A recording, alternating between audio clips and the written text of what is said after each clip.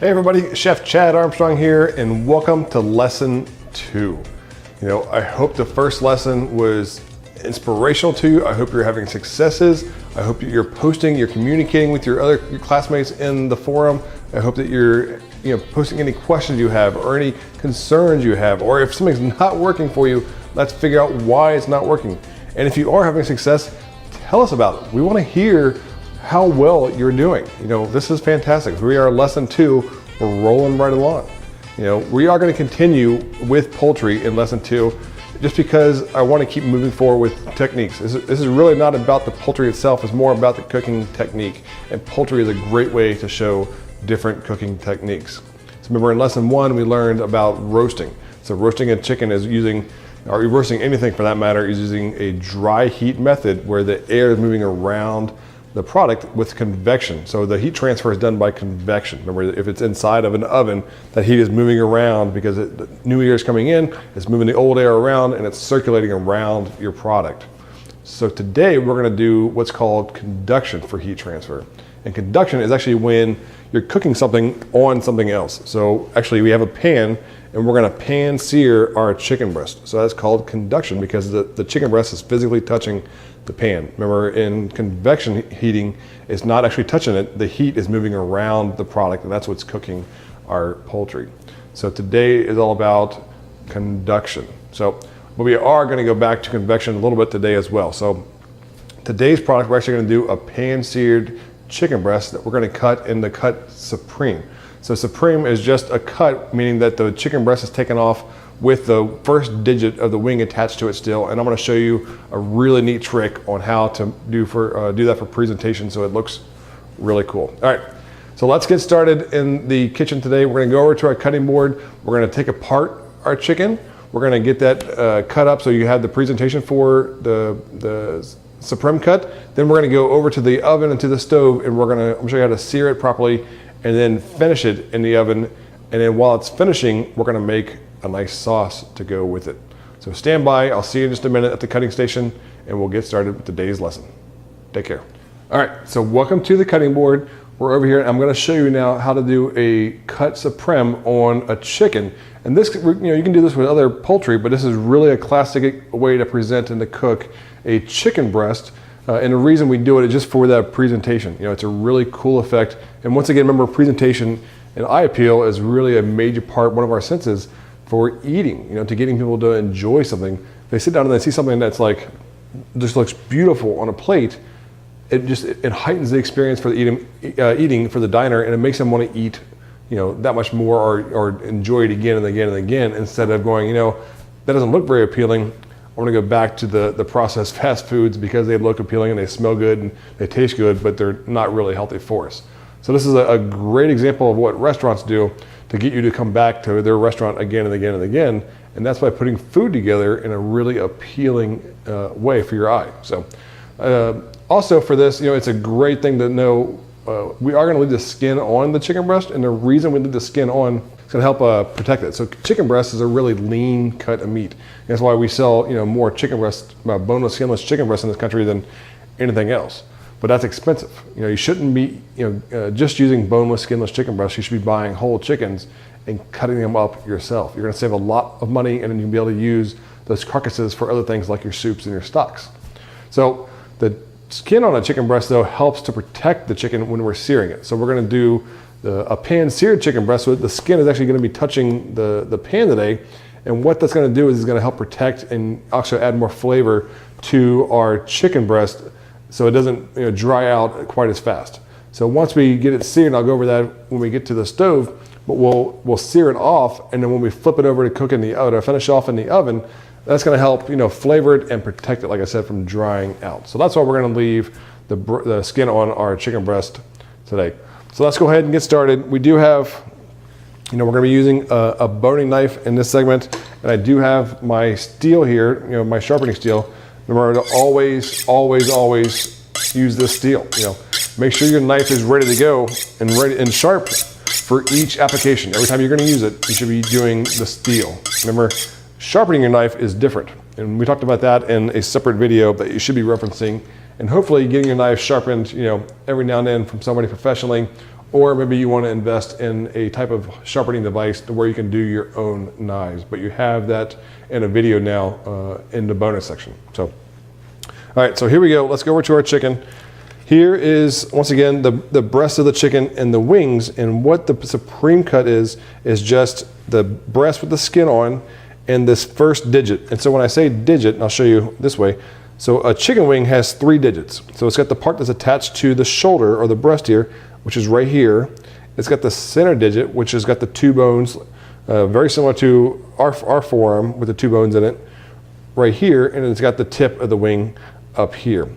And most of the time, like if you have, buffalo wings or whatever, you get the bottom 2, the first 2 joints, not the tip, because there's not a lot of meat in that tip, but it's great for adding the stocks. It does add a lot of flavor. So let's go ahead and take the breast off of our chicken, and I'm going to show you how to do that. Just like we did before, I've shown you this demo before on how to take apart a chicken. It's very similar to the same thing, but instead of cutting the breast off without the bone, we're going to take the breast off with that wing attached. So let's do this so you can see. Let's go right down along the keel bone. Remember, find the keel bone. Just drag that knife straight down on one side of it. You can use your fingers. Down to the wishbone. And then you should be able to open up the chicken. I want to turn it so you can see. Now, I can already feel like right there is the joint for the chicken wing.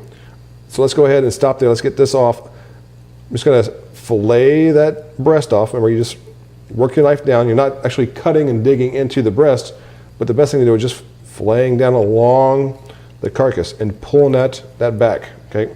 Once we get down to that, we can come back over to where the leg is, and if you take and pull some of that skin towards you, so I'm pulling that skin away from the leg here. I want to get as much skin as possible. I'm going to go straight down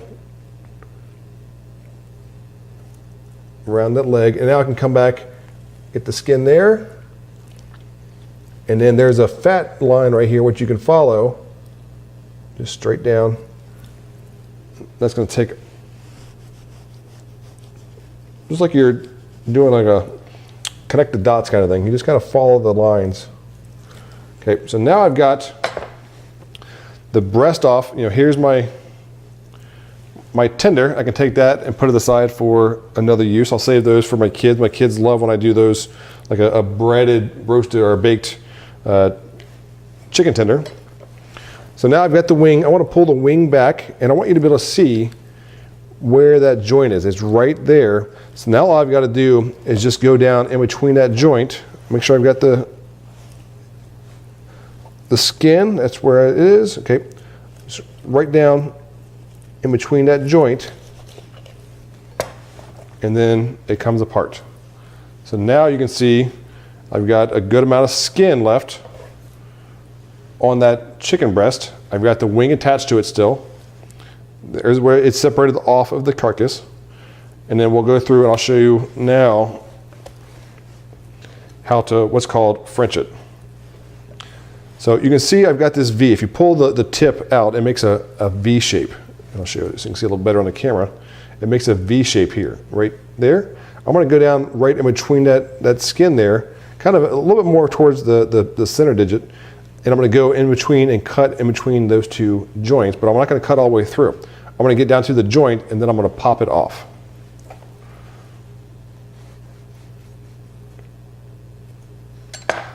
So now I'm down, I've separated, I'm down to the joint. All I have to do now is just take and bend it backwards, and that bone pops out. I can now take and just cut through the skin. There's no bone there until I separate that digit. So I'll save that for either chicken wings or for adding to my stock. And then I've got my bone that I can just take and push down. And so now I've got the meat still right here. I've got the bone, which is clean. It's been what's called Frenched, and Frenching is a term of having a clean bone, either with chicken or lamb or whatever it may be. And then I've got the chicken breast with all of the skin still left on for protection. Beautiful, huh? So that's just a great way for presentation's sake to serve your chicken. So we're gonna do the other side. Let's go ahead and do the other one again, just so you can see. So once again, just follow down along that keel bone.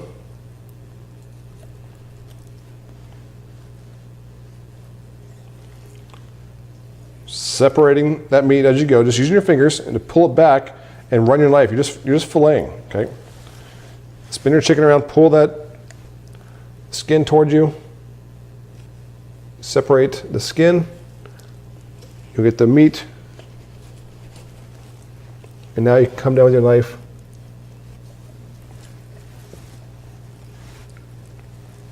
And just take that off. And once again, I'm down to, I've got the wing. There's the socket right there. Just cut down. Oop, gotta find the socket.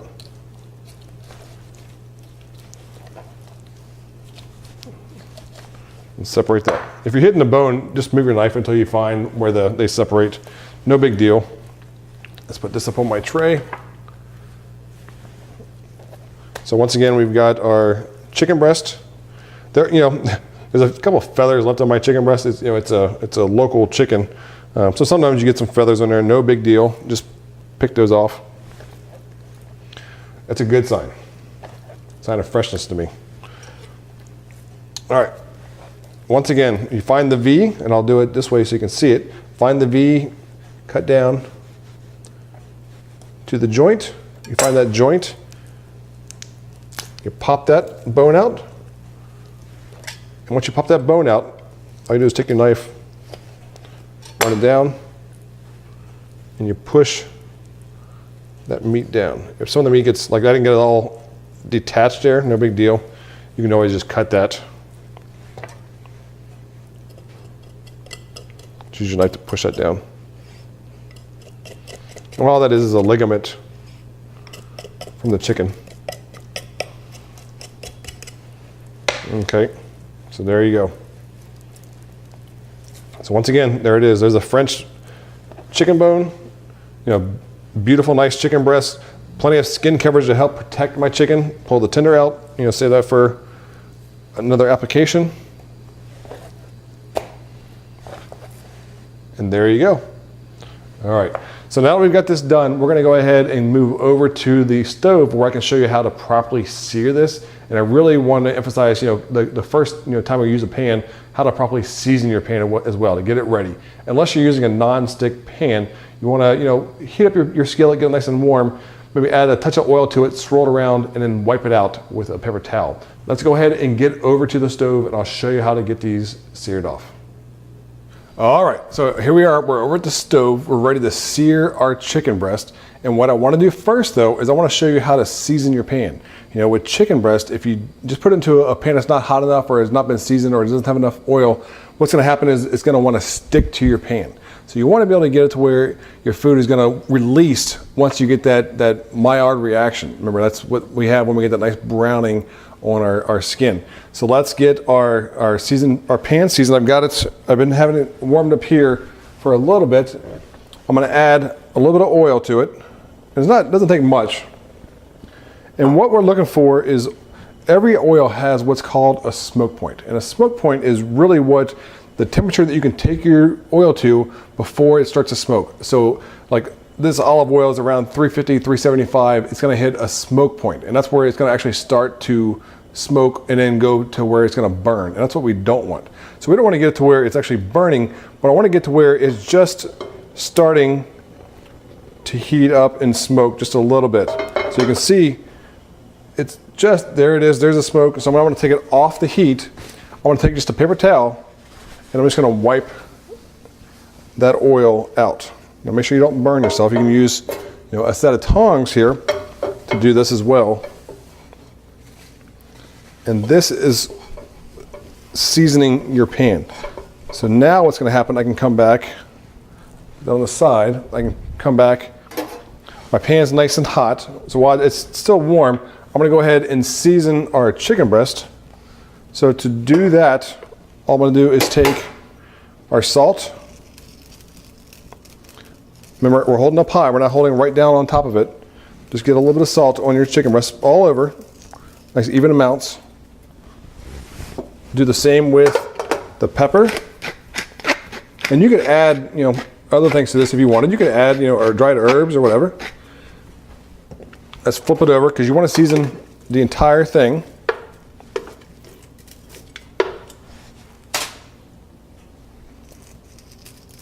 Nice even coating of salt.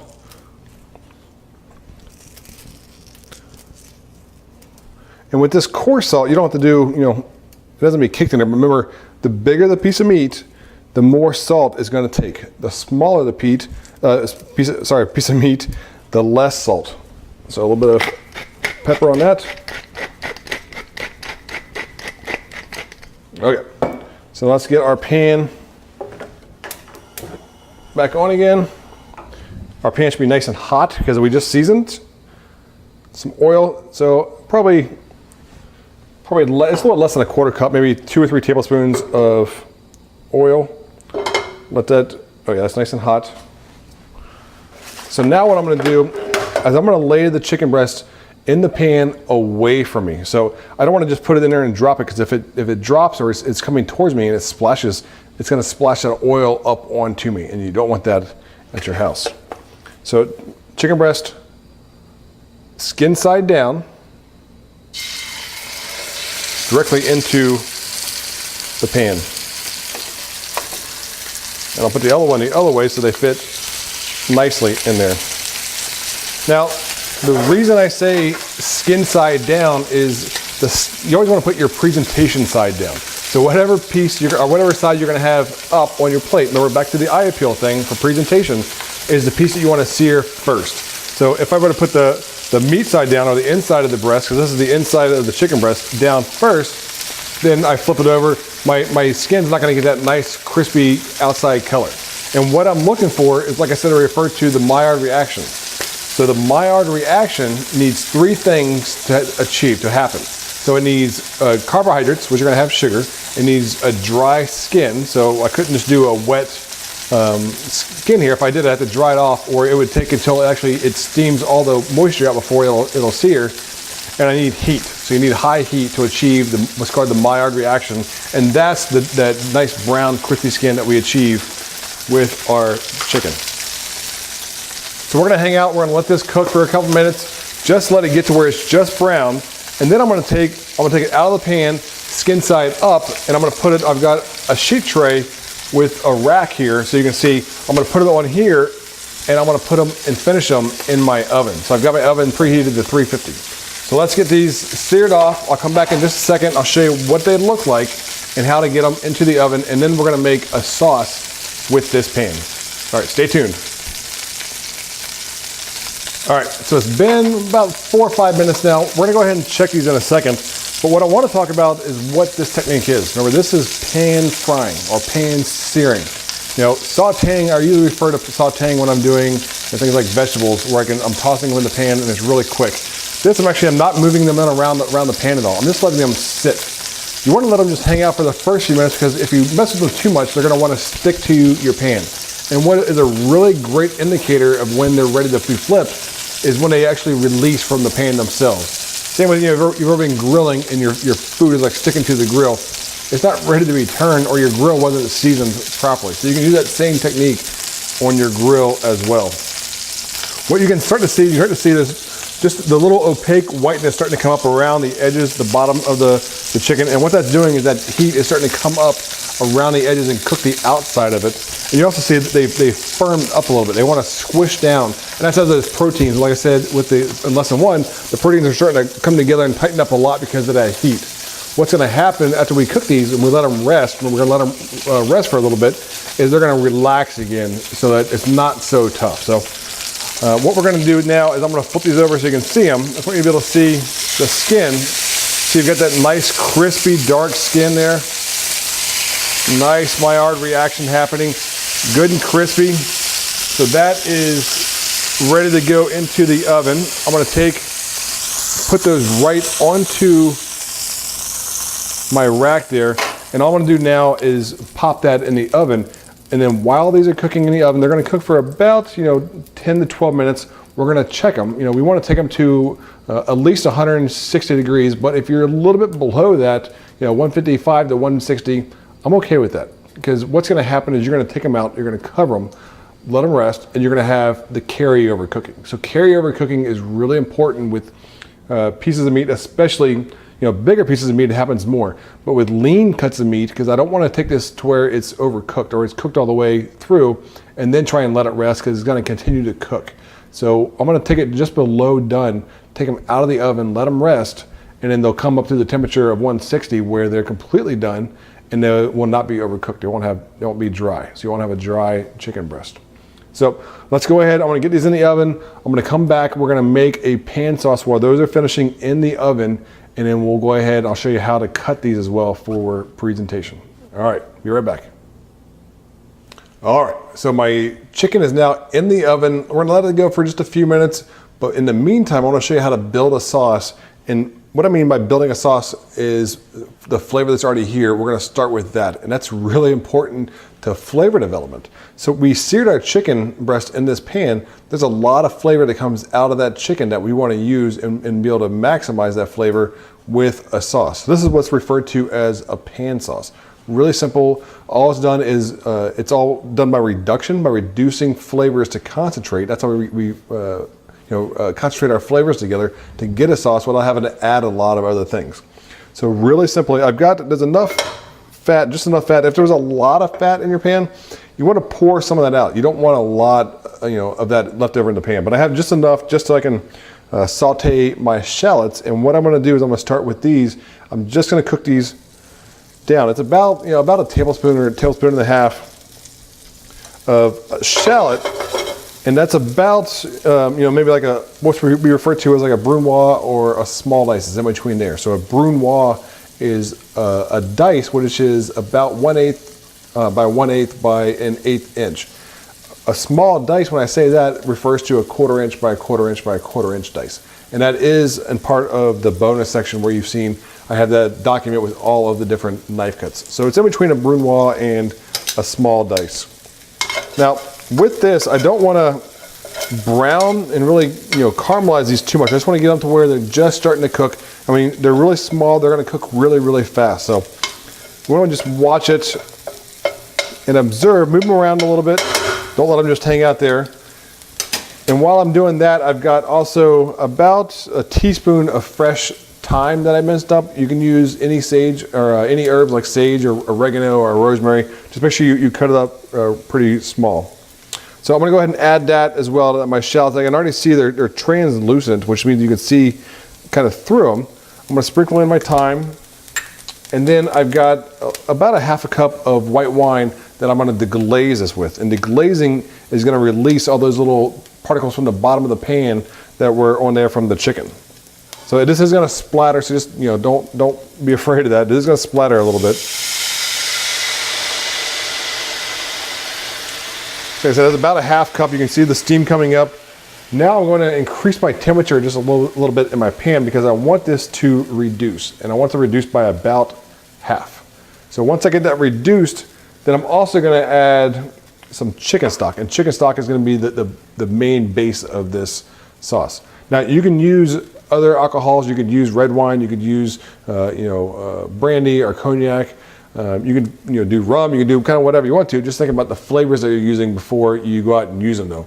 White wine is just a great flavor that accompanies chicken really well. It's got a nice acid to it. That's why we use white wine with chicken a lot of times. So this is going to reduce this for a second, and then I'm going to add the chicken stock, and this is just a white chicken stock, means the bones weren't roasted. I'm going to add that to it, and I want to reduce it once more. And then we'll come back and we'll finish it with a little bit of butter. But this is a perfect sauce to make. It takes no time to make it, and it's great for while you're waiting on your chicken to finish cooking in the oven. All right, so now our wine has reduced by half. You can see it's gotten a lot darker here. It's really concentrated those flavors. It's the flavor is starting to come through really nice. It smells fantastic in here. I'm gonna go ahead and add some stock. And I'm probably gonna add about a cup. I'm not sure I'm gonna add all this. Just kind of gotta eyeball it. Just to know, you don't want to dilute it too much. If you add a lot of stock to a little bit of wine, it's going to dilute the flavor of the wine. So you want to have your ratios, probably about 3 to 1 on the stock to the wine, and then reduce those down. So now I'm going to bring this back up to a boil. We're going to simmer it down, and I'll bring you back in a second, and we'll show you how to finish this dish off. All right, so now our sauce once again has reduced one more time. So we're just reducing, we're building layers here. So the reason I didn't season this ahead of time, because if I were to add salt to this and that salt concentrates, it becomes really intense, and we don't want a really, really salty sauce. So you can see this is definitely down. I mean, we've added almost 2 cups of liquid to this at this point, and it's reduced down to about a cup, maybe we'll see somewhere in there. So I'm gonna go ahead and turn the heat off now. And then what I'm gonna do is I'm gonna add, I've got a couple tablespoons of butter here that I'm just gonna melt into this. And what this is gonna do is this is really gonna bring this sauce together. It's really gonna make it nice and creamy. It's gonna add another layer to it, which you want with sauce. You need to have a balance. Because if you didn't add the butter to the sauce, it would be really, really acidic from that wine. So this is really gonna help with that. And all you do is just swirl the butter into the pan. It's melting really, really quickly. Just swirl it around. And that's gonna melt really fast. And it changes even the color of that sauce. But that sauce is looking really nice. Really great flavor to it.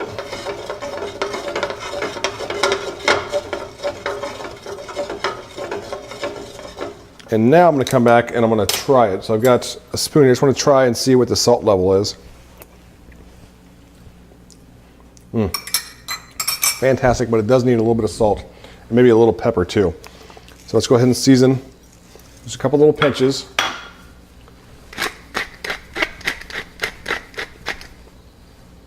Stir that in. Get another spoon. Let's try that now. That is perfect. So that's a great, quick way to make a sauce to really help flavor your food when you don't have a lot of things or a lot of time. So remember, we're just doing chicken breasts, so they're not gonna take very long in the oven. We did this in about less than 10 minutes. I mean, really, it was that quick. So I'm gonna go ahead and pour this just into my ramekin here. I'm gonna get all those shallots in that time. That's about a cup of liquid.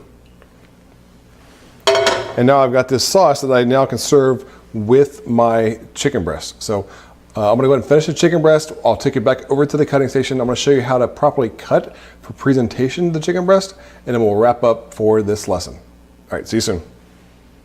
Okay, so now we've taken the chicken out of the oven. I've got it here in front of me, and I went ahead and tipped it. I took it out at about 156, 157.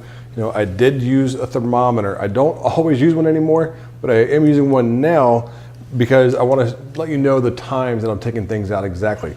You can also, as you learn, you'll get to know by feeling the chicken. It should feel firm. It's just like anything. You do it over and over again to learn what it feels like. The softer it feels, the less chance that it's going to be cooked all the way through. But once it starts getting firm like that and it bounces back really quickly, that means that it's to a point where it is going to be done. But to make sure, and I want you to do this, I want you to use a thermometer as much as you possibly can in the beginning.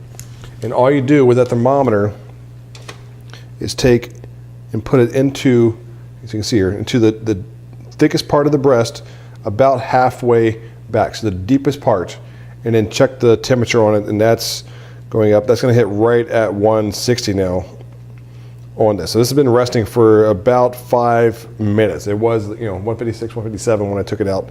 So it did continue to come up. I don't know if you can see on that dial there. So so that way what it feels like, but also what temperature to take it out. So I want to go ahead and cut one of these, and I want to show you how you can put it on a plate.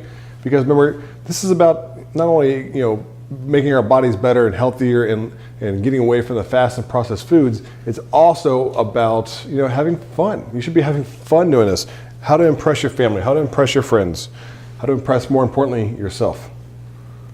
So let's take this one here, And what I'm gonna do, I've got the outside of the breast here, so the round part, I've got the bone pointing towards me. On an angle, I'm just gonna take and make a cut. So about a 45-degree angle, just down through. Need to get up underneath that bone there.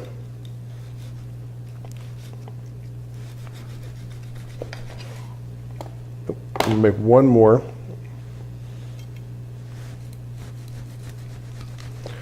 And then what I'm gonna do is I'm gonna bring a plate down. And when you plate this, you can just plate it so it's fanned out. Kind of pull them away from each other on the outside so they follow the rim of the plate and they come on the inside. As you see that there. So you can serve that.